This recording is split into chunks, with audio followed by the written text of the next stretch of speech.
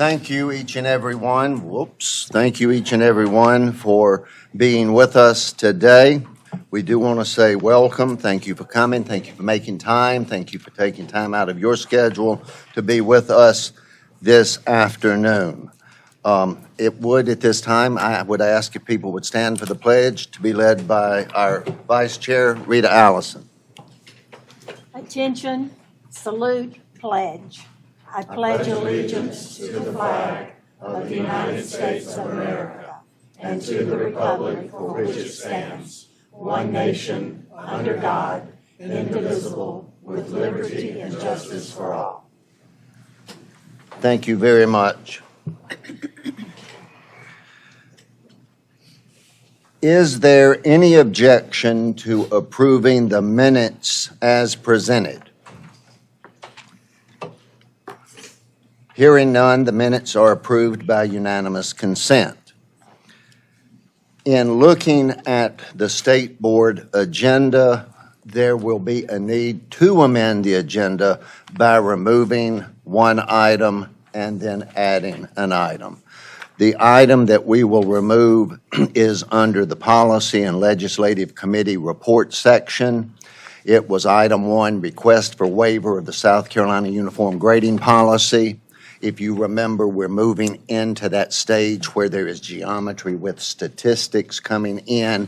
Algebra will then be moving. So for 1 year, based on where we are as it relates to algebra, we will do that. Reason being, the State Board approved this waiver. Took a little time, but we approved this waiver in the April meeting, and therefore we don't need to address that one again. So, at this time, I would entertain a motion to remove item 1 under the Policy and Legislative Committee report. Is there a motion? So moved. Thank you, Chairperson Kreminger. Do I have a second? Second from Mr. Richardson. Thank you, sir. All in favor indicate by saying aye. Aye. Opposed? All right, thank you.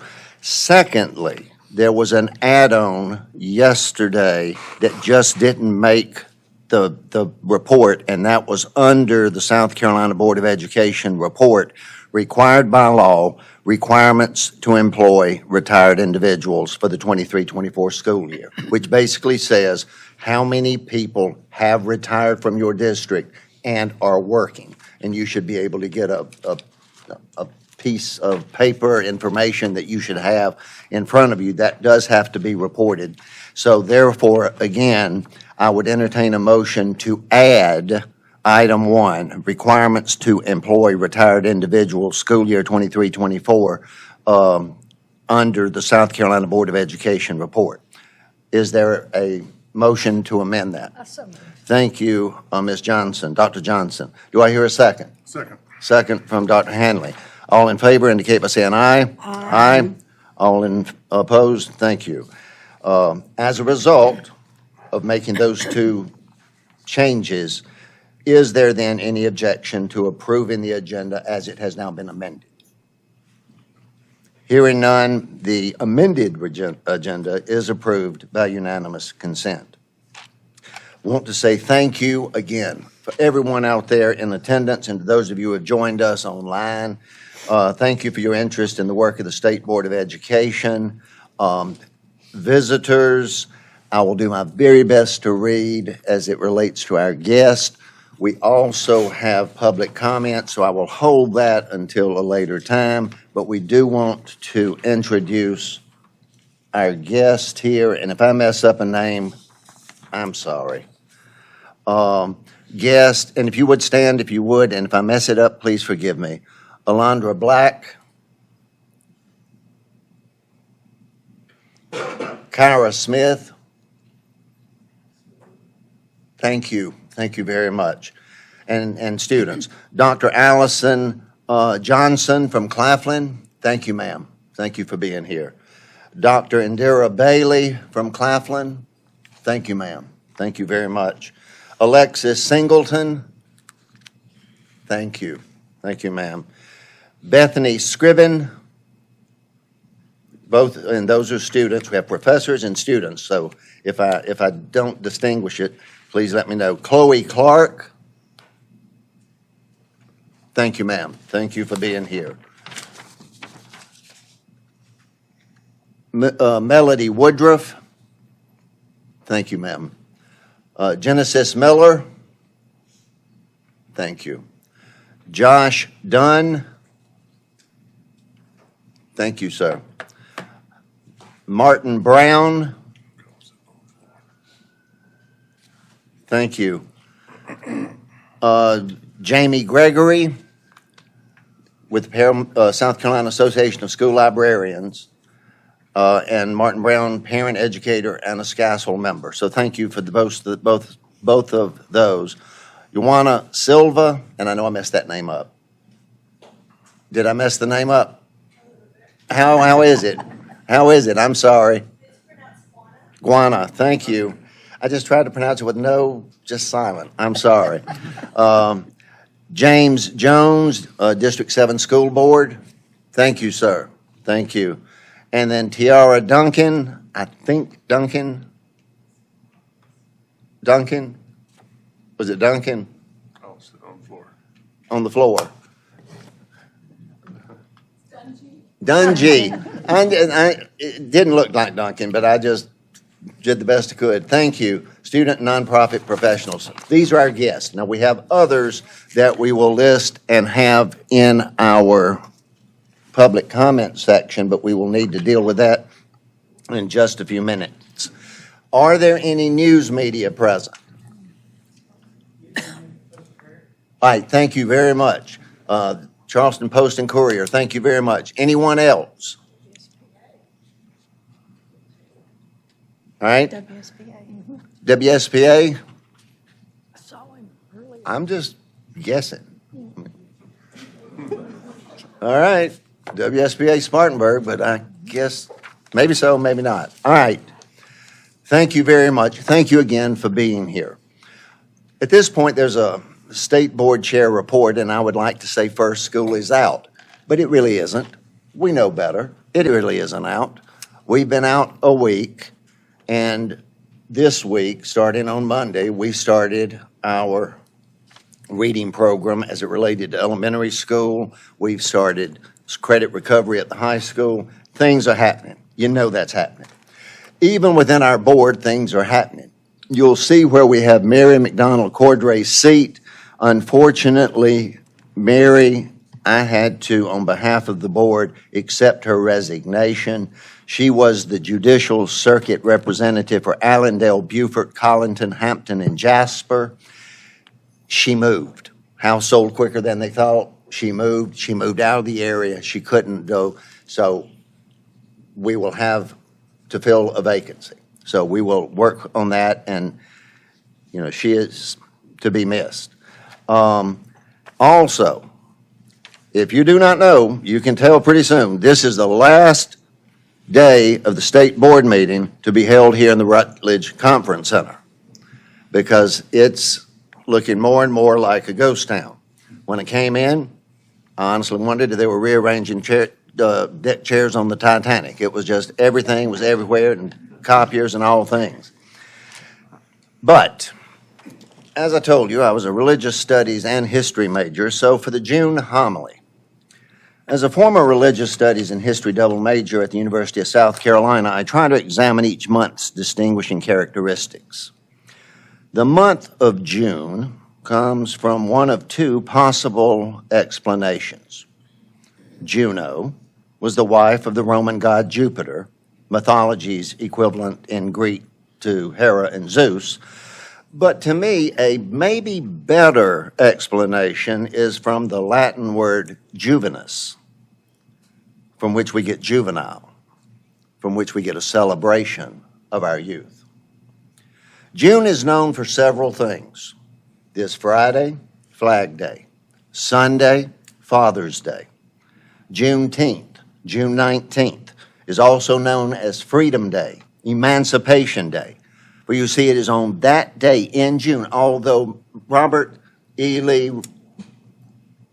signed the surrender order in April, it took until June the 19th for it to be known clearly that General Gordon Granger read the Emancipation Proclamation aloud in Galveston, Texas, therefore effectively liberating all enslaved people in that state, which had up until that time been beyond the control of the Union Army.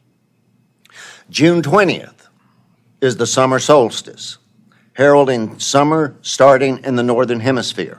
That's the day for us science nerds where there's the most hour of daylight. And in the Southern Hemisphere, winter begins. June 21st is this month's full moon, also called Strawberry Moon. This year, this June full moon will be extraordinary. For the first time since 1985, the full moon happens precisely on the summer solstice. And we won't have to wait for that June 21st start of summer date to witness the consequences, for you see, it has begun as early as June 6th. Now you think, where does this term strawberry moon come from? And this, I think, is very important because it comes from the Native American Algonquin tribes that lived in the northeastern United States, as well as the Ojibwe and the Dakota and the Lakota peoples.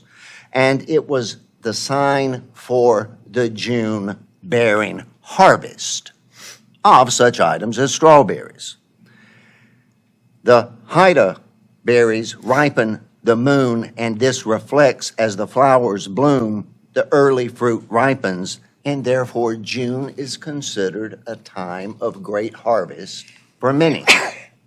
In Canada, June 21st is National Indigenous Peoples Day, recognizing the contributions of the many First Nations, the Métis, and the Inuit people.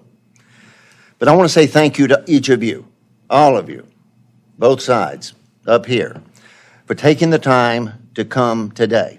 Thank you for coming today in the interest of your children, our schools, our students, and most importantly, our future, our juvenice, our youth.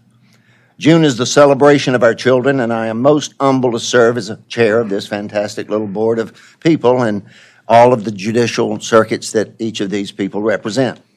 The beauty of our republic and the very fabric of our democracy is in the diversity of thought and the ability to speak freely on issues that concern us. That is the beauty of public engagement in this, the most important task of an educated populace, public education. Thank you. Well said, Mr. Chair. I feel like we should clap after that. Well, thank you so much. It's the preacher in me. I love it. I love it. Altar call after that. Well, we have so many wonderful things happening around the department. I'll try to keep my remarks brief, but as y'all know, I get kind of carried away sometimes in the spirit here. So I'll start by saying we are celebrating National Youth Science Camp this month, and we have 2 designees who will be representing South Carolina at this very distinguished no-cost camp that will be held in the mountains of West Virginia in July. Nominees had to submit a letter of interest, a resume, and a letter of recommendation from a current or former teacher, and that was then selected by an expert panel. And our top 2 delegates are Miss Nadia Ahmed and Mr. Jeffrey Yu. And Nadia is actually here today with us and her family. Let me read a little bit. Well, we can give her a round of applause. Nadia is a recent graduate from the South Carolina Governor's School for Science and Math, where she studied AP Chemistry, Physics, Computer Science, Advanced Computer Science, and Astronomy. So clearly she had nothing going on. While excelling in the sciences, Nadia was also the captain of her track and field team, can play the guitar, violin, and ukulele. Her extracurricular activities include Beta Club, Astronomy Club, Equestrian Club, Environmental Club, and National Honor Society, and she has completed over 100 hours of community service. She plans to pursue a PhD in chemistry with a minor in astrophysics. So I would just ask her and her family to once more stand so we can recognize them.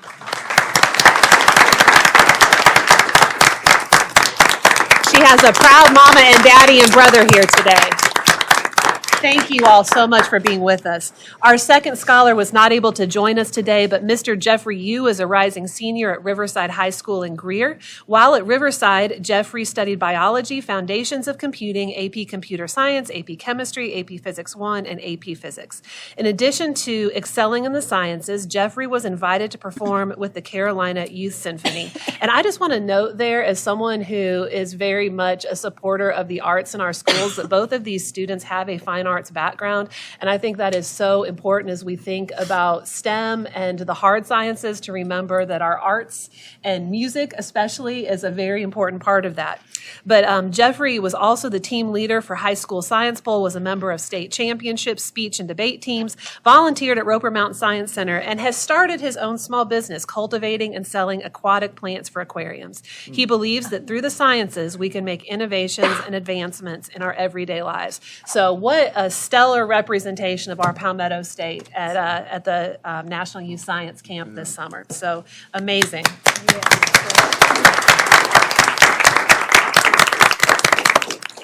Mr. Chairman, you've already alluded to this, but we are in the final throes of a birth that started about 4 years ago when the General Assembly started discussing moving the agency from the Rutledge building, where we sit now, to a new location. And so we are at the culmination of this.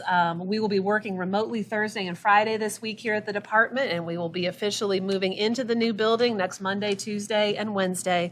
It is an absolutely beautiful facility, and we are so excited for what I think it's going to mean for just a reset, a reframing of the entire culture of the Department of Education. The collaborative spaces in the new building, where we're going to be able to have everybody located in one place at one time, because right now we have several satellite offices around the Columbia area.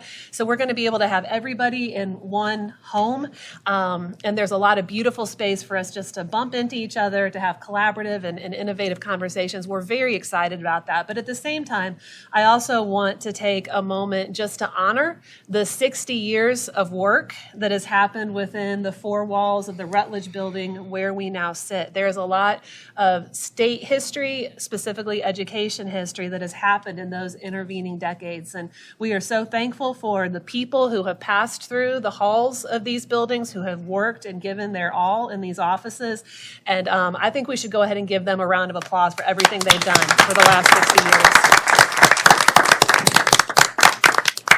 And as a final pin on that conversation, please tentatively hold August the 12th, the afternoon of August the 12th, as a potential ribbon cutting for the new building. We'd like to do it in conjunction with your next meeting, which will be on August the 13th.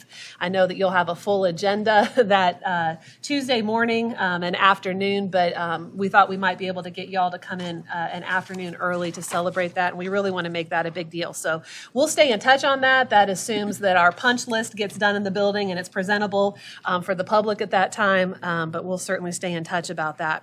I wanted to transition real quickly to something that I touched on in one of my last reports, and the op-ed that I was pleased to have appear in the Post and Courier about the use of cell phones in our schools. One of the things that we have been very intentional about here under my administration is trying to actively communicate and solicit feedback directly from teachers, not going through any intermediaries, but going directly to teachers. And so we have started sending out regular emails to the 50 to 60,000 emails that we have for certified teachers across the state. And I will tell you, nothing has generated a response like the one that we sent about cell phone use in schools. What you are looking at on this paper that I have put in front of you today are the responses of nearly 10,000 teachers. So those of you who do marketing and understand, response rates, typically a 3 to 5% response rate on a survey is a pretty good response. We had a 20% response rate. So to say that this touched a nerve is an understatement. We almost shut down one of our inboxes here at the department because the responses were coming in so rapidly as teachers completed the survey. And so we asked 4 questions. The first question is, what phrase best described the effect of cell phone use on your class? And you'll see there that 56% of teachers who responded say daily disruption in most or all of my classes. The second question we asked was that to be effective, a cell phone policy should, and we allowed them to fill in the blank with a choice, completely prevent cell phone access during the entire school day. A solid majority, 55% of teachers agreed with that statement. Another 37% said limit access in classrooms but allow between classes and during lunch. And so obviously that's a vast preponderance of all teachers that said that. And I will note there was a little bit of subtlety in that answer. A number of teachers said, we need to think about maybe handling different age groups of students differently in terms of whether it's a complete prohibition or whether they're allowed to access it during non-instructional time during the day. The third question we asked was what phrase best describes your school or district's handling of cell phones? And what I'll call your attention to here is that 59% of the respondees, the folks in the light blue and the yellow, said either their current policy doesn't go far enough or it's not effectively implemented. About 28% said they thought that their school or district had a good policy that was being effectively implemented. And one of the things that teachers, obviously stressed over and over again was that they don't want to be cell phone police, and that implementation is everything, that they have to know that their administration, both within the district and at the school level, have their back and are going to enforce consequences. Obviously, parents are a huge part of this conversation as well, and the partnership that we have to have with parents to explain why a policy such as this is important when it comes to not only the academic and instructional needs of their students, but also the mental health needs of their students. And this is a huge impact, too, on teacher retention. If we want to keep great teachers in the classroom, we have to think about the impact that this has on student behavior. The final question we asked was how much daily instructional time would you estimate is lost due to cell phone use or related distractions? And 25% of teachers responded that over an hour of their daily instructional time is disrupted by cell phone related distractions. We also gave teachers an opportunity to provide just open-ended feedback. We had almost 5,000 teachers that did that. We have looked through all of those comments, and underneath there you'll see the major themes that emerged from those comments.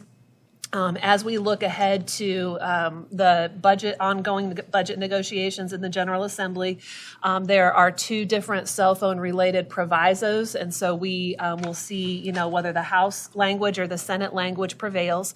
The Senate language would require this board to develop a model policy that local districts would then be required to adopt. And so if the Senate version prevails, obviously we will have a ripe source of feedback. These teachers have given us many great, very actionable ideas that could be incorporated into a policy. We will ensure that there are conversations with district leaders, such as our chairman here, to understand the state of play and account for that in different districts. And as I mentioned earlier, we certainly are going to have to work collaboratively with parents to explain the need for this policy and to seek their support of our educators in the implementation of it. So we will certainly stay in touch with you on that. But in closing, the last thing that I wanted to bring before you today kind of flows into that, because one of the things that we have seen in the research that social scientists have seen anecdotally in the interviews that they have done is that technology in many ways is robbing students of their ability to effectively engage and interact with other people. And one of the things that I'm so thankful for in coming into the department as we took the baton from Dr. Mathis and Superintendent Spearman was the work that they have done with the Maxwell Transformation Tables, the iLead curriculum that I've talked with you all about before. One of the consistent pieces of feedback that we get from educators around that curriculum is that it is teaching students to be intentional and to communicate with each other, to understand perspectives, to talk across differences, and to actually engage in a meaningful way and not just stare at a screen. And so this year, I'm pleased to report that we have crested the 50,000 student mark in terms of students served. Sarah Gams, who's a former Teacher of the Year, has done an incredible job implementing this program for us, and she shares with me that there is demand for 56,000 students Resilience next year. And John Maxwell is actually going to be at the School Administrators Conference next week. So I anticipate after he speaks, we're going to have a huge spike in interest after that. That is another item that is currently in the Senate version of the budget. We've requested money to support that character and resilience education and civics work in the budget. So again, we'll see how that shakes out once the conference committee gets us their report. But in closing, I wanted to play a video that was recently recorded in Lancaster County. The school district there has partnered with their local Chamber of Commerce and actually done several of these Maxwell iLead transformation tables, not just with students and educators, but with members of the business community. And we went up and we talked to members of the business community. You won't see them in this video. Maybe that'll be a future iteration of it. But they shared why it was important to them to be part of this initiative. And they said, you know, it's about soft skills. The students that we employ have to be able to look somebody in the eye, to shake somebody's hand, but it's deeper than just the skills. It's about the character qualities that an employee has to have: showing up on time, having integrity, being honest, treating customers with kindness. There are so many character habits, and as one of the ladies told us, she said, you know, I've learned through this process that soft skills actually translate into life skills. And that's ultimately what we want. It's going beyond soft skills to ensuring that our students have life skills. And so I will go ahead and have them cue the video, and with that, my report will be concluded. Thank you. I'm a better person. It's helping me, like what we're learning about now, it's helping me climb the mountain, not sliding down. I want you to tell your neighbor, what is self-discipline? What does that mean? With the iLead program, it's really given us a focus. It's given us some common language. The feel of children recognizing what's important. They're well behaved, but this just gives them more purpose and more meaning. And I guess the real part of the values and what we're doing it, more of that intrinsic piece, not doing it because this is what I'm supposed to do in school, but doing it because it's just the right thing to do. They have grown to learn how to be conversation starters, but also be such good listeners. They're actually listening to what other people in their groups are saying and hearing what they're saying and making sure that when they respond, it's something beneficial. And especially some of the topics, you know, can get kind of deep for some of them. So it's been nice for just to grow the classroom, you know, environment. They feel comfortable sharing, talking with their classmates about, you know, things that are real. So it's made a huge difference, I think, in my classroom community for sure. Miss Lindley, she taught me about iLead and everyone else, and then it started to just be so great in my life, and then I started to apply it at school and sometimes at home, and I've tried to work on it at home, and so I've been influenced by it a lot. I've made like a couple new friends this year, and I try and help them to be like a good example to the class, and that's helped them. Like today, like in the beginning of the year, we used to not even be able to stand next to each other, but today we just earned our spots back. Our behavior belief is the warrior way, and it's just doing the right thing because it's the right thing to do. I mean, this just lines up perfectly with that and gives us some skills other than just be nice, don't run. It gives us some true skills and values to work with on the children to be able to live by that. I love that.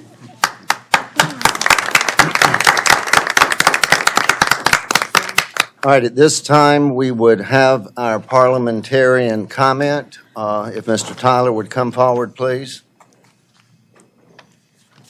Thank you, Mr. Chairman and members of the State Board of Education. Today, we're going to stray from Robert's Rules of Order. I know you're disappointed to hear that.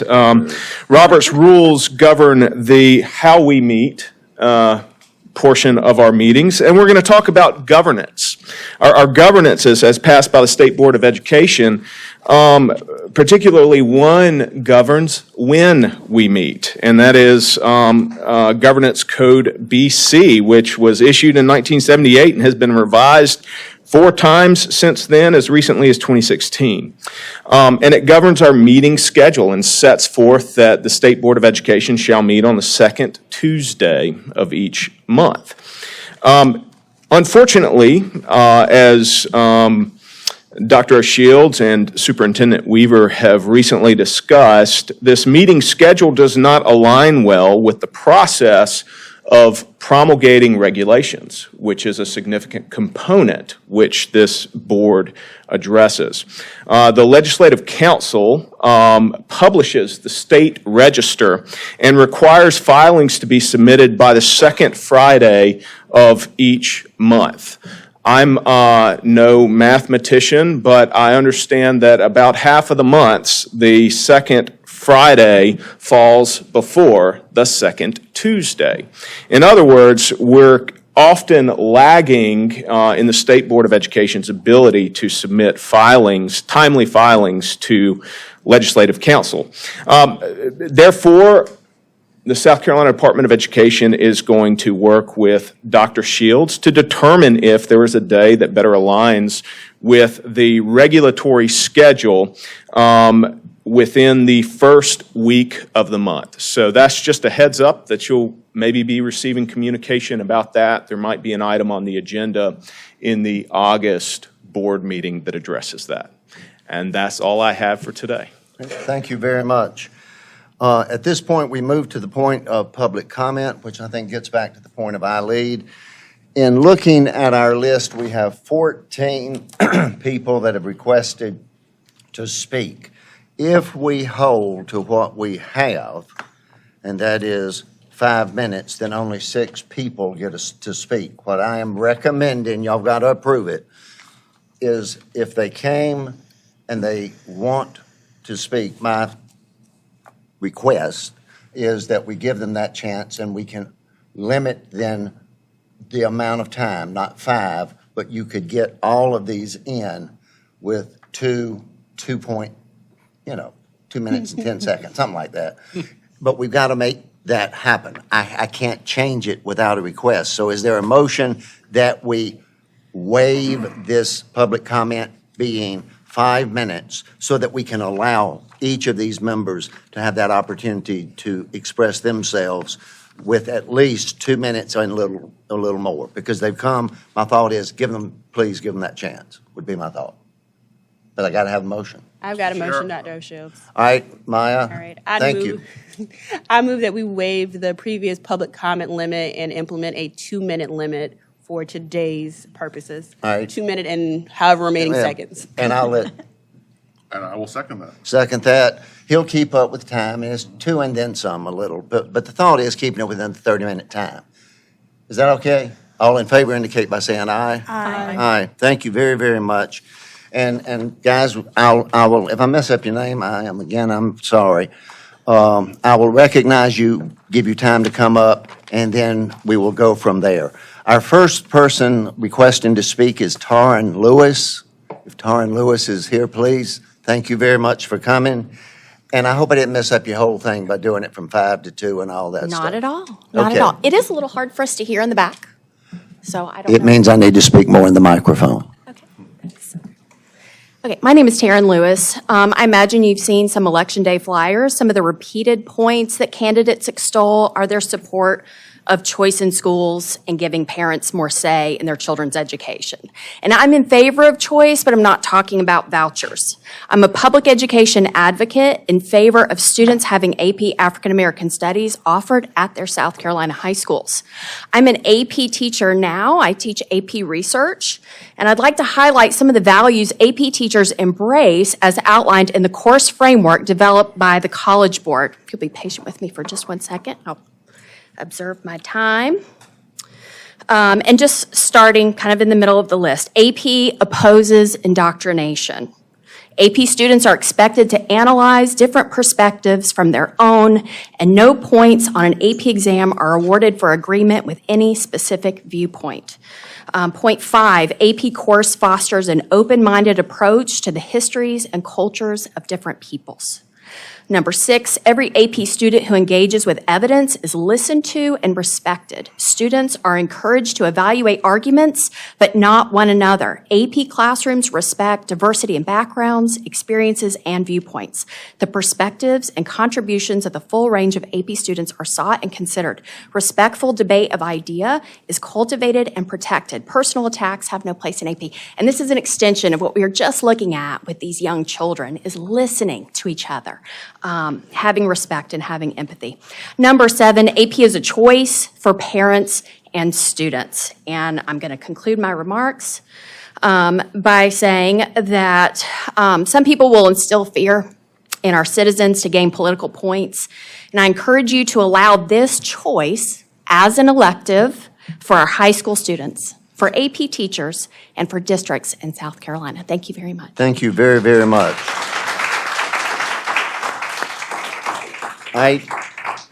If Mr. Justin Freeman is here, please. Thank you. 2 minutes won't hamper you too much, will it? Good afternoon. My name Thank is you, Justin sir. Freeman. I'm a philosophy and religion major at Claflin University. I'm here with my colleague, Maida, and she's coming with our resolution for what we have. Hello, my name is Maida. I'm an African and African American Studies major at Claflin University, graduating senior. I believe that the removal of this course from students is extremely detrimental to the students involved. Without this course, students are denied the opportunity to know the full truth and perspective of American history. Black Americans have a very strong presence in this country, being that our ancestors' skills were used to build this country. When the children are denied the right to know all of American history, then you are damning the country to a permanent state of hell. You can't speak about American history without delving into Black American history. We are doomed to repeat what has happened to us. It is criminal. It is violence. America cannot be a melting pot if some of the people are denied their voice. Our ancestors' souls live in that course, and we believe that you do not have the right to silence them or speak for them. If our history is political, then so is our liberation to you. And to us, it is not debatable. It starts with knowledge. It is power in knowledge, and I'm sure that you all know that. If our history is political, then, I just read that. If our history is political, then so is our liberation to you. We're here today to ask that the superintendent overturn the decision to remove these courses and to reinstate them so that all students can have access to these necessary courses. As I understand it, the superintendent can make the unilateral decision on her own. Thank you. Thank you very much.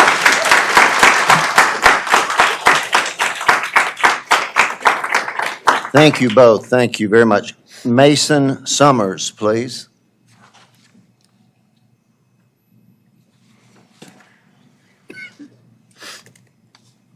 Thank you for coming. Good afternoon. How y'all doing? Hey, sir.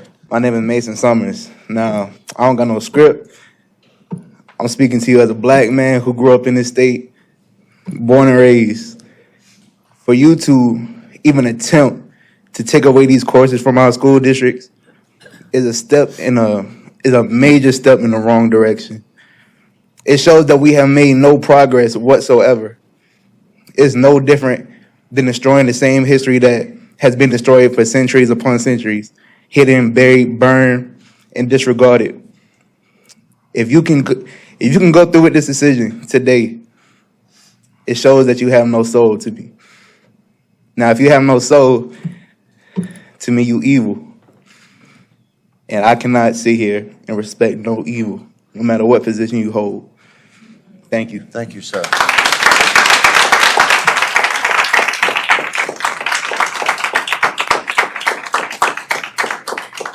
And this is going to be a messed up name because it's my fault. I know the last name is Talley. First name, I'm not going to be able to try. Good afternoon. My name is Aya Talley, Thank A-Y-A-T-A-L-L-E-Y. Thank you, ma'am. Superintendent Weaver, you started off this meeting claiming that you are a supporter of the arts, but you have been quoted to say, leave these political debates where they belong, outside of our schools. I would like to preface that you have also been noted to denouncing gender-affirming care, critical race theory, calling it woke indoctrination. And that's false. African American Studies at a high school level has offered an intellectual look on the history of African American history and life.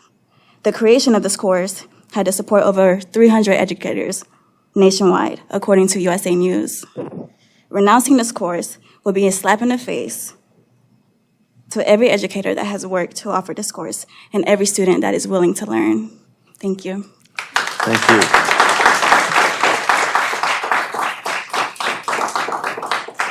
Thank you, and thank you so much for helping me with the first name. Thank you tremendously. At this point, we have Isabella Dixon. Ms. Dixon, please. She already spoke. Oh, I'm sorry. Elliot Nadell, or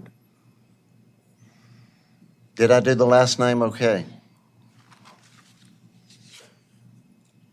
My name is Elliot Nadell. I'm a rising senior at Spring Valley High School in the Richland 2 School District.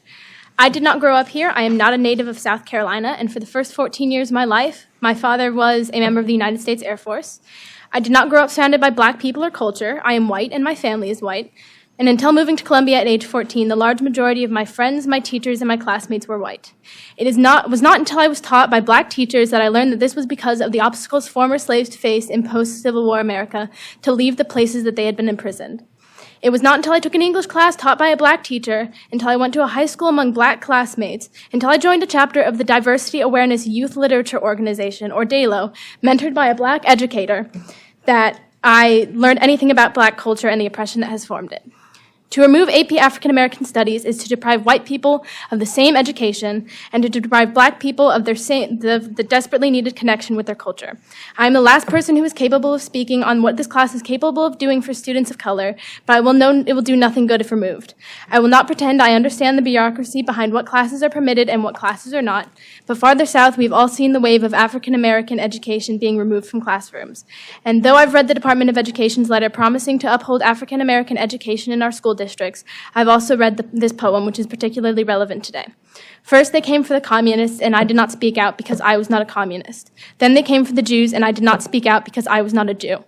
Then they came for me, and there was no one left to speak for me. Clearly, I'm not a black student. It is not my culture, my identity, or my people being threatened by this AP course's removal. But I will speak out because that is what advocates do and because I've read the poem. And I know from my AP US history class that to divide and conquer is a tactic America has used since before it was founded as a country. I will not allow us to be further divided. I will speak out because I know that to counter every step backwards, it takes 2 steps towards progress. Thank you. Thank you.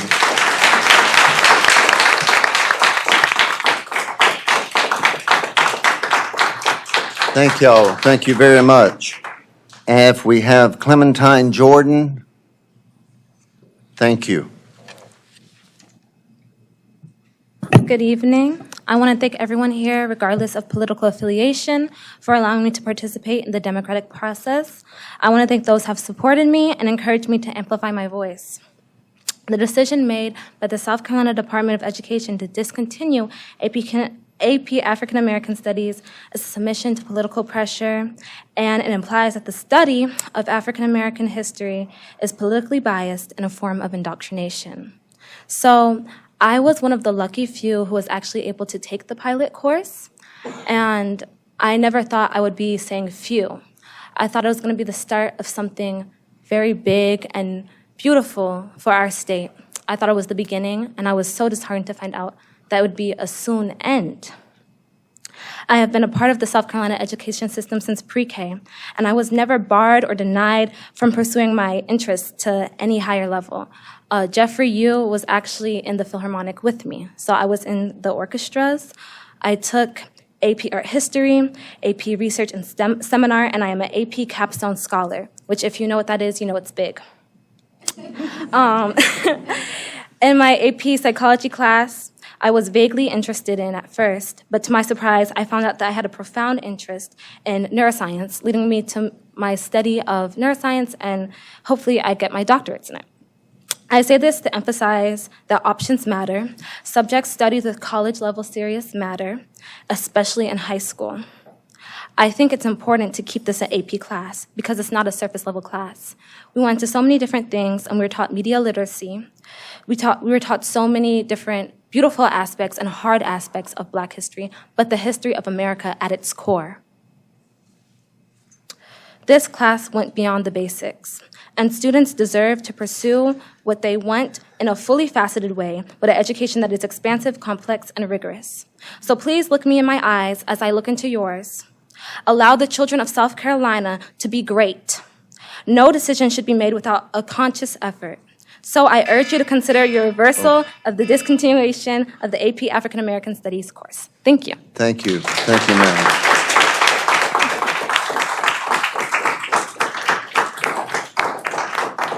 I have, I think it is Nikala McDaniels. Did I mess up the name? Good afternoon. My name is Nikala McDaniels, and I'm a 2023 graduate from Richland School District 2. When I was offered the opportunity to participate in the AP African American Studies pilot course, I was overjoyed. I was so excited that for my AP Research capstone project, I decided to research the effect that the school system has on the feelings of Black males. The reason I focus solely on Black males is because African American males make up the highest percentage of college dropouts out of any group for both race and gender. Throughout my research process, I became aware of several different reasons as to how they get to this point of ultimately giving up. However, what I would like to share with you all today is that they felt as though there is a lack of support for Black males within the school system. With me being a Black student myself, I could honestly say the same before the AP African American Studies pilot course. It seemed as though the school system, who is there to support all of their students, was taking a step in the right direction. Within the course, several topics were addressed. We learned about important leaders such as Queen Nzinga of Ndongo that were key to the foundation of African kingdoms. We dove deeper into the dark yet very real reality of slavery. We explored beyond the textbook lessons of Martin Luther King Jr. and Malcolm X. Most importantly, to me at least, we held scholarly discussions about reality.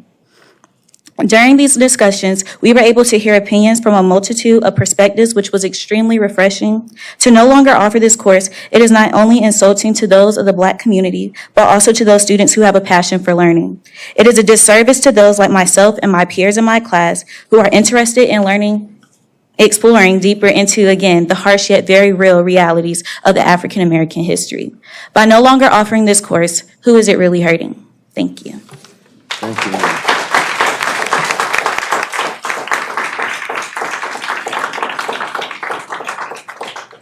And Kayla, so thank you, I'm sorry. Jennifer Bartel Boykin.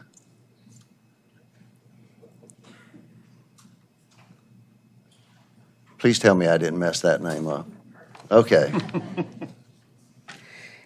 Thank you for the opportunity to address the board. My name is Jennifer Bartel Boykin. I am an educator, librarian, and co-sponsor of the Spring Valley DALO, Diversity Awareness Youth Literacy Organization. I am also the appointed Poet Laureate of the City of Columbia. Oh, wow. I am speaking this afternoon on behalf of myself, and my opinions are my own. I do not speak on behalf of any of my employers. It was once illegal for my ancestors to learn how to read and write in South Carolina. 1865 may seem like a long time ago, but my grandmother's grandmother was an enslaved person in this state. I know the power of history and literature as an educator and writer, which is why I am disappointed at the state's decision to discontinue AP African American Studies as an advanced placement course.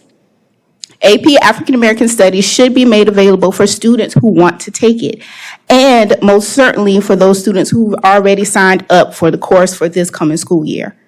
The Department of Education's letter of justification for this decision says that this class can still be offered as an honors course, but that is unacceptable since it degrades the class from its original purpose of offering students the college-level instruction that AP courses provide.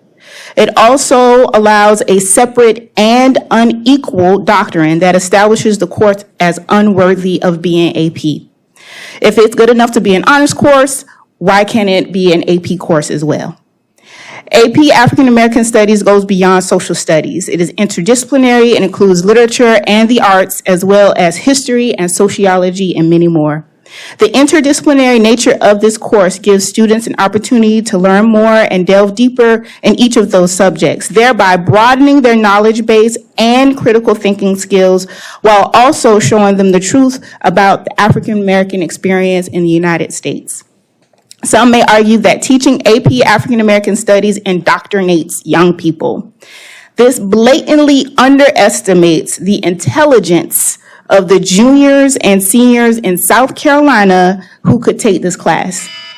Indeed, according to the College Board website, one of the course skills is source analysis, which encourages students to investigate a source and draw their own conclusions. Happy early Juneteenth to you all, and thank you for your time. Thank you very much.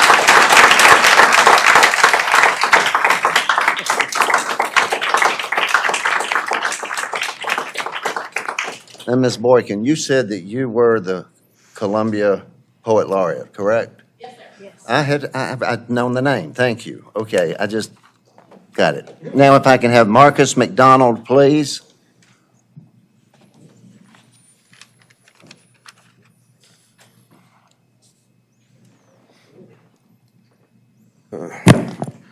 Good afternoon. My name is Marcus McDonald. It's my brother here behind me. And good afternoon, Ellen Weaver, Superintendent Ellen Weaver and SCDOE Board. I grew up down the street in the Waverly community, predominantly black community. But before I speak, I'm obviously here to stand for the reintroduction of the African American Studies course, AP course, into SC schools. And if you're also for this reintroduction, I'm asking you to please stand briefly. If you're for the reintroduction of the African American History course. Thank you. So that's about the whole room, over 100 people. These are all your constituents, all people who live in this state, either have schools, children, or actually go to school in the state. So y'all can sit down. Thank you so much. And I want to say too, about this proposed removal of this course, it's not only an injustice to the students, but it's also an injustice to the society that we hope to build. Because that's the point of education, is to build a better society. So what are we telling to not only our black children, but even the white children who will potentially be our next policemen, our next school board members, our next state superintendent? What are we going to tell them when we say that you can't teach about certain people's history? You're not building a sustainable society in that way. And I found it, and I'm going to pass it to my brother, but I found it so disrespectful for y'all to be quoting Dr. Martin Luther King in the resolution talking about you're removing this course. Because if you don't have to take my word for it, ask his daughter, Bernice King. She said to please keep her father's name out your mouth if you're taking the textbooks out of school. Ask her herself. I'll call it down. She live in Atlanta. It's not that far away. I could bring her down for the next one. Because she, again, do not do that moving forward. And I encourage you to actually read about Dr. Martin Luther King and read about what he was trying to do to schools. It was not only to get white and black children to hold hands. He wanted more than that. It was a whole constructive thing. And again, I ain't going to take up too much time. I'm going to let my brother speak. But I'm going to say in closing, teach the truth. Thank you. Good afternoon. My name is Jace Risher. You get the last case, because that would have been 14. What's your name again? Jace Risher. All right. First, I'd like to state that it's discouraging to see African American students being denied of the education of their heritage. And for me, the bill raises a concern to the extent to which educational legislation has an interest in cultivating black youth. The lack of concern for democratic principles and an obligation to equal education, a set precedent provided by the case of Brown versus the Board of Education. It demonstrates a disinterest to create an equitable and even equal societal standard of living for all people. I'd like to close in saying, Chair, you mentioned the importance of an educated population. This legislation is hypocritical to that very statement, as it suggests that you would be catering that education to a specific set of people and not to all people. Thank you. Thank you, sir.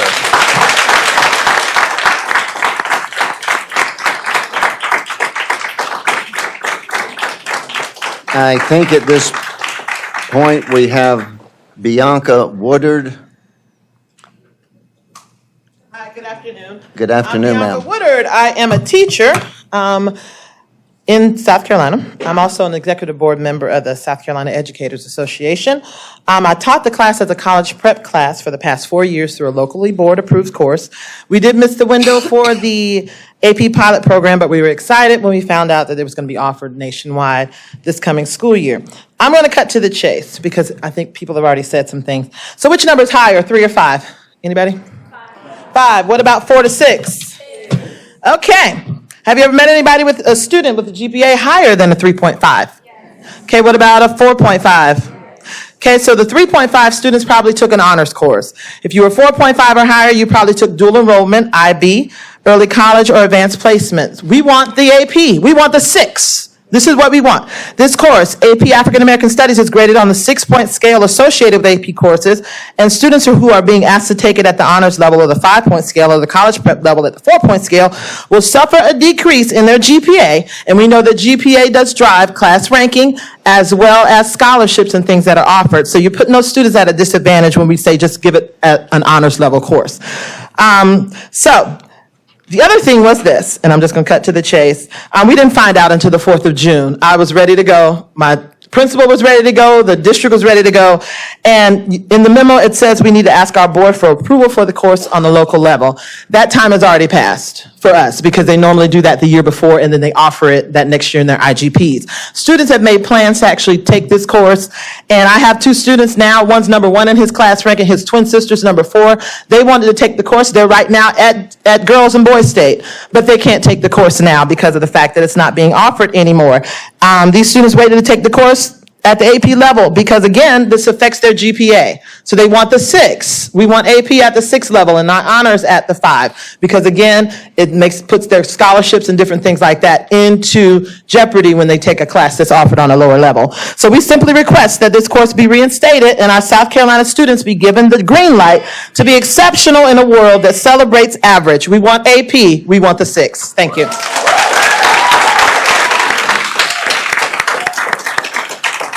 Thank you. Thank you again very much. If James Jones is here, District 7, School Board.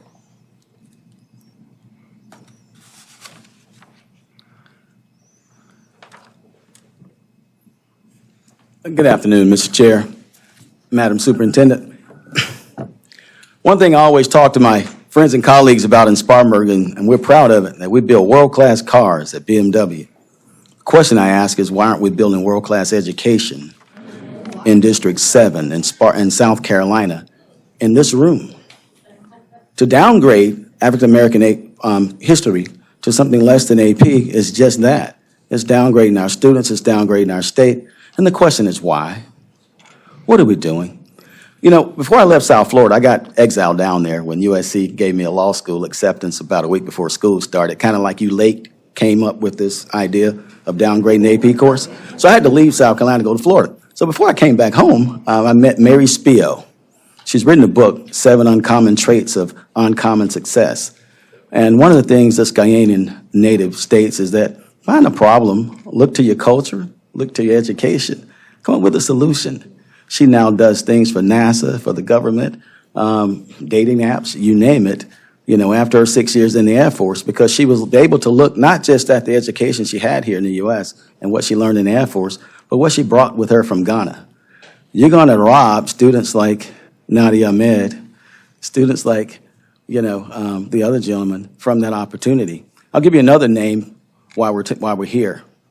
Her name is Chloe Torres. She was the 10-year-old who called the police multiple times while law enforcement sat by and watched and listened to children get slaughtered in Uvalde schools. While you think about taking cell phones away from schools, realize you might be taking that only defense that a child has from an armed gunman, and that is not an armed teacher, but a child with a cell phone. Thank you. Thank you, sir.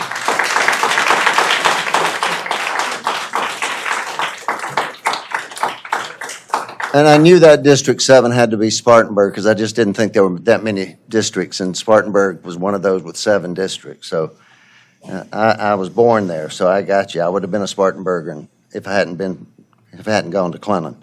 All right, Susie Long.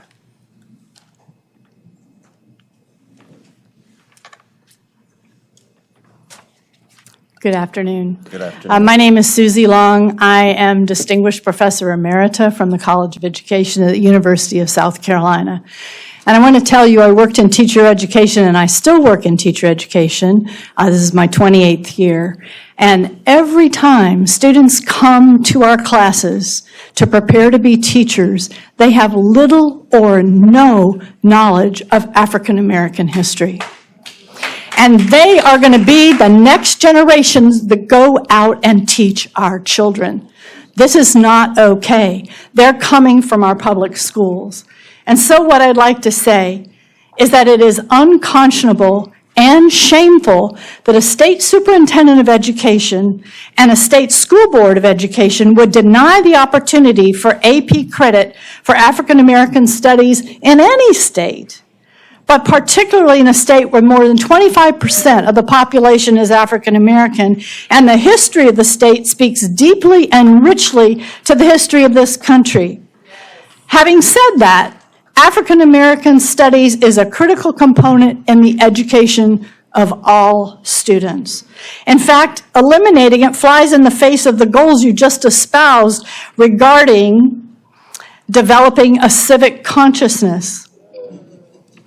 And offering the content course merely as an honors course without the AP option sends clear messages about what and who is truly valued in the state of South Carolina.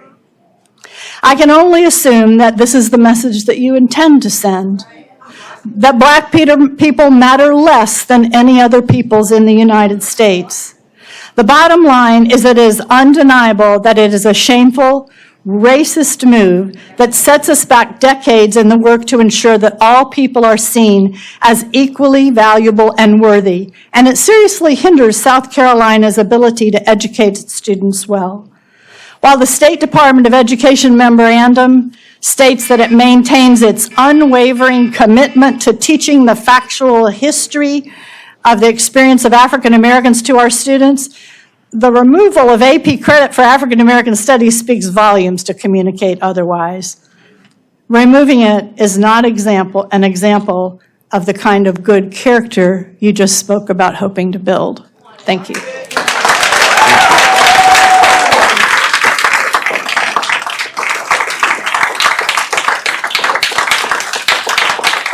All right, thank you.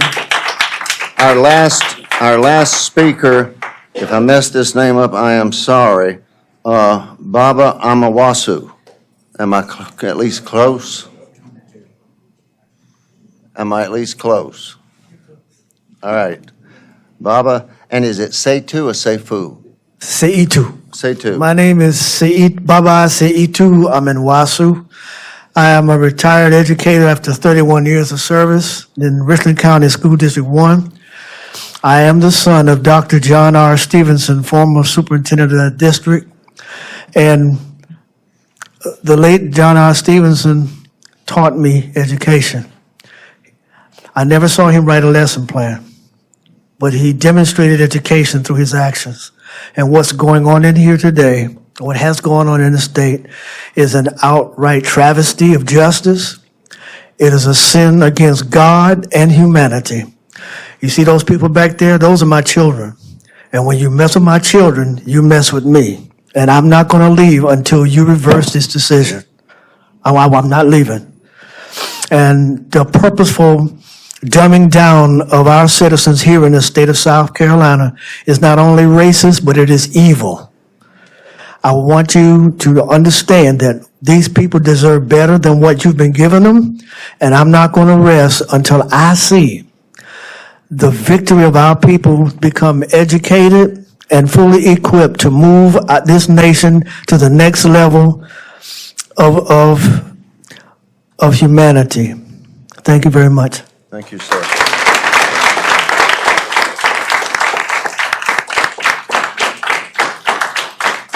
Thank you all, everyone, and again, quite seriously, thank you for comments, thank you for information.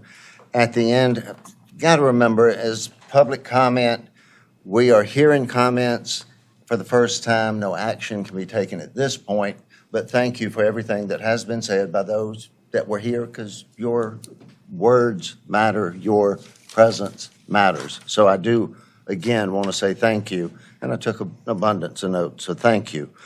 Under State Board items, hey, there's no policy and legislative committee report because we removed it because we had approved it in April. I would ask Dr. Johnson for an Educator Professions Committee report, please. The Education Professions Committee met and heard 5 action items this Might morning. want to speak up because it might be hard to hear. Can you hear me? Okay. The 2024 updates to the South Carolina Certification Assessment Program was the first we heard this morning. Approval request for new career and technical education work-based certification fields. Approval request for reactivation of career and technical education work-based certification field of hospitality and tourism. Professional Review Committee membership approval, and national accreditation decision, which was Limestone University that asked for that. These items were approved and placed on the consent agenda. All right, thank you. So there were no information There were no items. information items. Thank you very much. Standards, learning, accountability. Ms. Lynn is not here today, so I'll tag off to Ms. Allison at this time. Thank you, Mr. Chairman. The Standards Learning and Accountability Committee met and heard 1 action item, and that is the selection of the state textbook depository. This action item was approved, and it was placed on our current agenda. Okay. And we had, the committee did not hear any information items. All right, thank you very much. Educator Licensure Subcommittee report. I recognize Ms. Kreminger with that committee report. Thank you, Chair Shields. The Educator Licensure Committee met earlier and heard 18 cases. We approved 14 suspensions, 3 public reprimands, and 1 initial certification denied. All right, thank you very much. The full board ELC confirmed the ratification of the above noted items. As it relates to the full board Educator Licensure Committee, the full board committee met, took actions on the following. There were 4 cases. There was 1 denial of initial certification, 2 permanent revocations, and 1 dismissal order, thereby not taking action against a teacher and a certificate at this point in time. So those are the information items. At this point, the consent agenda, which we had passed out, has been distributed. Is there a motion to approve? So move. All right, thank you. Board Member Kreminger made the motion. Do we at this point have a second? Second. Second from Dr. Mathis. Thank you. All in favor of the motion and now the second, all in favor indicate by saying aye, please. Aye. All right, thank you. All right, now we get into the South Carolina Board of Education report. There are 3 items for information. 1 we just added because by law we have to, and that's the requirements to employ retired individuals. Ms. Kendra Hunt, if she would come forward, please. Good afternoon, Mr. Chair and members of the board. I will be very quick today. Just a brief update for retiree assurance waivers. So the State Board of Education designates areas of critical academic and critical geographic need on an annual basis. And pursuant to South Carolina Code 91-1795, certified teachers that retired after January 1st, 2013, or prior to age 62, meeting the critical needs requirements, may request a waiver to be exempt from the $10,000 earnings limitation cap. These waiver requests are completed and certified by the districts, ensuring that no qualified non-retired candidates were available for the position. And as required by the law, our department verifies and reviews the information before sending the approved forms to PEBA to prevent any loss of benefits for the approved individual. So I'm here today to provide you with the required notification regarding the engagement of retired members as teachers for the school year 2024. You all should have a handout in front of you that has a listing of the total retired teachers by district that were approved for retirement, the retirement limitation waiver for school year 2024. That concludes the information that I have for you. Are there any questions I can answer today? Are there any questions? Oh, yes. School year 24, is that The one 24, currently 25? coming to an end. Oh, okay. Yes. So this would be really 23, 24. 23, 24, yes, yes. And one of the things I guess we can deduce from this is more and more people are staying in the profession because They are, and we also had the inclusion of early childhood certifications and elementary educations added to the academic needs in 2022. So that's where you'll see that increase that began in school year 2023. And so we'll probably continue to see that growth. Thank you. All right, thank you all. Any other questions? Oh, yes, please, Ms. Frierson. Mr. Chair, I'm just curious, with all of the raises that has been, said that the teachers, new teachers, and the teachers there are going to receive, will that happen with retired educators that come back? Is that a district thing, or, are they going to be rewarded for It will coming be, back to all I battle? can speak for is in my district, yes. Okay. Because we go through 30 years anyway. I think the state requires now through 28. But we go through 30, and we do a full 30, and they are included with anything. They're not treated any differently than anybody else. Now, I don't know about district to district to district, but Right, okay. thank you, ma'am. Thank you. All right, legislative update. Robert Cathcart, Policy and Legal Advisor. Good afternoon, Mr. Chairman and members of the board. Good to be with y'all. Last time I think I spoke, I was speaking about regulations, and we'll kind of cover that again briefly. I know I'm standing between y'all once again in adjournment, so I will make it short. One slight legislative update. The most important piece we're still kind of waiting on is the budget. So the House and Senate Conference Committee will be meeting tomorrow and Thursday to try to finalize some of those pieces. Budget will go into effect July 1st, so we'll definitely know by then what the final pieces have been hashed out. And then on the regulatory side, just as a brief reminder of the process, if a regulation sits before the General Assembly for 120 days without any negative action, the regulation becomes effective upon publication in the State Register. We have 3 regulations that have met this deadline so far. The first is 43-188, that's displaying the flag. The second reading was on March 10th, 2023, so some of y'all probably weren't on the state board, but it just complies with the Senate bill that governs the display of the U.S. flag, and state mottos. Regulation 43-180, school bus aids. The second reading was October 10th, 2023, and this addresses the use of aids on school buses, particularly for students in wheelchairs and using child safety restraint systems. And then finally, 43-243.1, that's criteria for entry into programs of special education for students with disabilities. The second reading from this board was October the 10th, 2023, and that regulation governs updates to previous regulation, provides clarity, and supports more uniform implementation of eligibility criteria under the federal IDEA. Those all became effective on May the 24th in that publication. Do you have any questions? Any questions? No, thank you. Thank y'all so much. All right, at this point, I would like to bring forward Dr. Ferguson, Matthew Ferguson, regarding the Hope Network and its update. Good afternoon. So I think I do officially stand between you and adjournment, but I want to update all of you on the Hope Network, specifically around the Excellence in Teaching Awards. So just a few weeks ago, we were able to go to both Allendale and Williamsburg and award teachers Excellence in Teaching Awards. And these awards come from the work that started in Charleston with the Meeting Street Schools, and Superintendent Weaver was able to attend one of those award ceremonies, and she came back and was so moved by the story of the teachers who received these awards.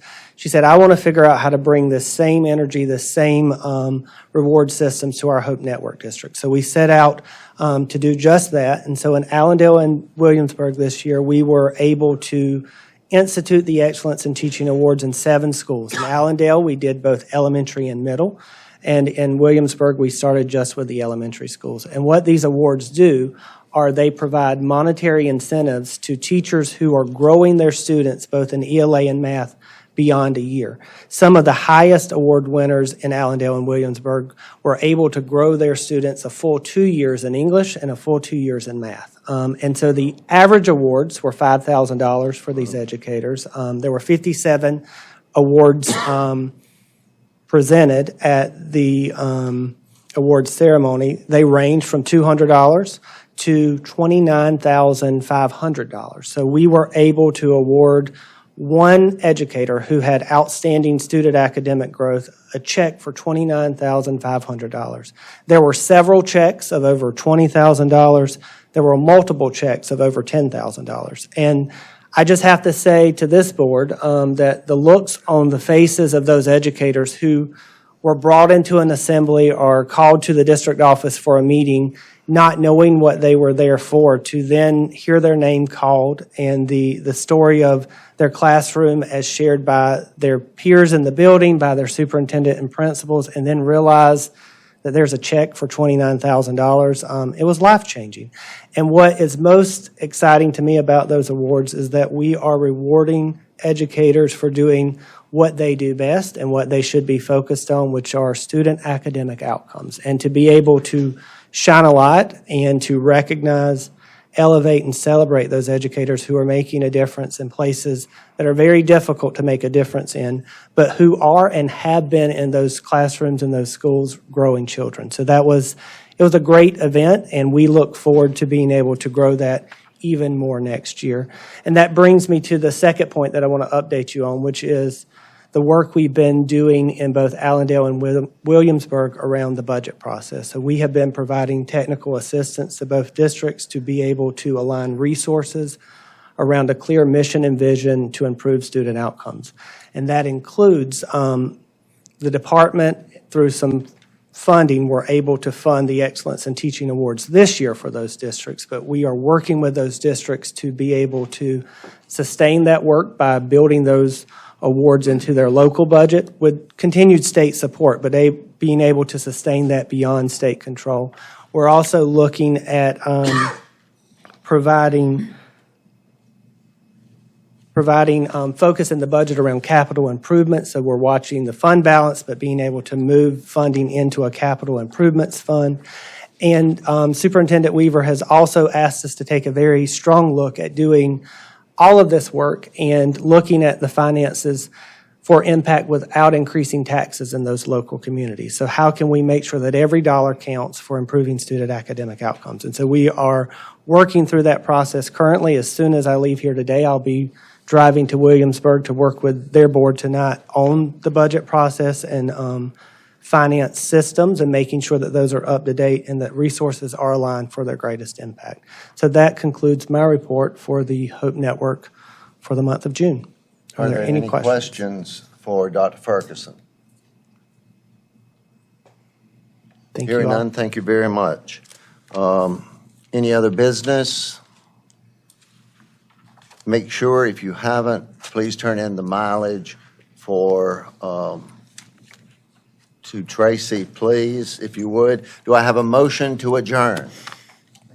Thank you, Mr. Richardson. Do I have a second? Second. Second from Ms. Kriminger. All in favor indicate by saying aye. Aye. Aye. Thank you very much. Meeting dismissed.